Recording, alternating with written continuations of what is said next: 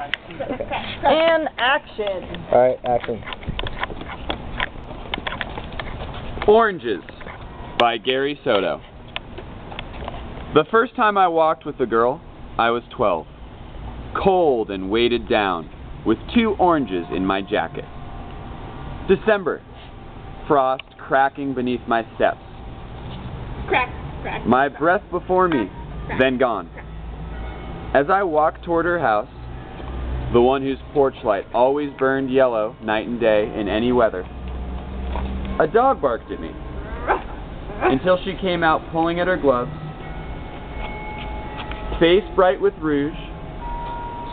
I smiled, touched her shoulder, and led her down the street, across a used car lot and a line of newly planted trees, until we were breathing before a drugstore.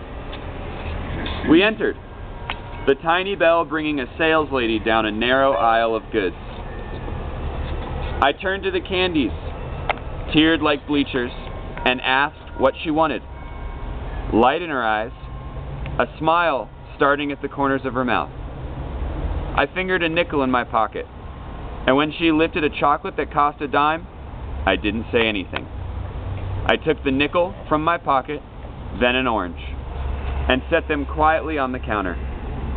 When I looked up, the lady's eyes met mine and held them, knowing very well what it was all about. Outside, a few cars hissing past, Vroom, vroom. fog hanging like old coats between the trees. I took my girl's hand in mine for 2 blocks, then released it to let her unwrap the chocolate.